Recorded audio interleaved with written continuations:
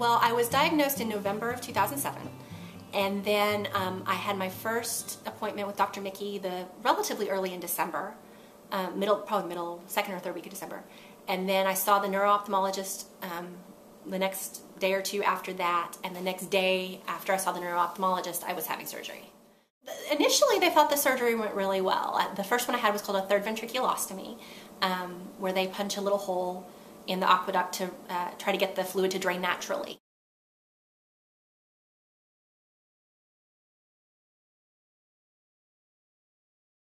The second surgery they did March of 2008, just before Easter, and they put in the shunt. I have it's called a VP shunt, which comes from the top of my head, and there's a tube that comes down my neck and then drains the extra fluid into my abdomen. Because the first surgery was just before Christmas, and then the second and third ones, I never left the hospital after the second one. They put in the shunt, and then 2 days later they took the tumor out, and I was still in the hospital. And then 2 days later, I was still having double vision, and my eye was still stuck this way, and they said, well, the shunt it's doing what it's supposed to do, but it's not alleviating your symptoms.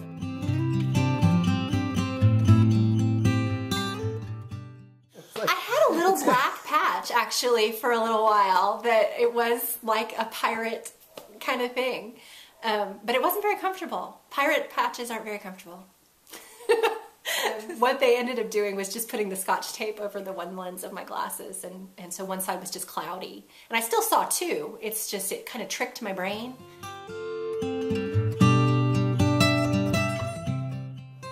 Initially I was really scared, and then I had a really profound sense of it's going to be okay. Everything was going to be okay, even though, you know, I wasn't happy to be going through all this, and it was also uncertain because of not knowing if the tumor in my head was going to kill me or not.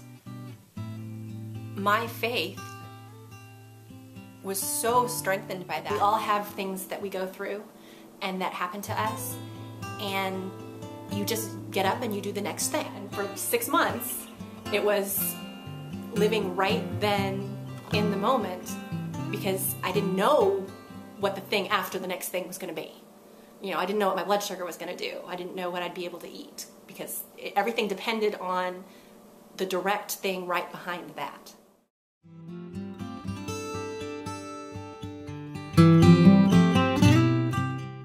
When you're on steroids, it just makes you, it puffs you up.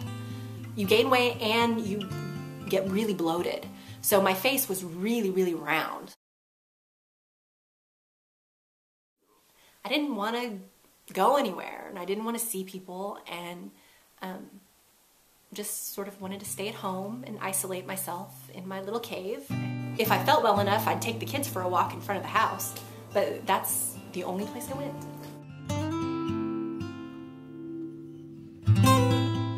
I don't like to ask for help, which is another thing that this taught me. Was one, it's okay to ask for help, and two, I have to ask for help, because I couldn't do things by myself on my own.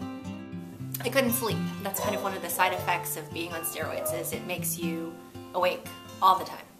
And so in the middle of the night, I would be the only person in the house awake, and I'd go online, and I discovered blogs, and I found all of these women online that were connecting with each other and creating community and telling their stories.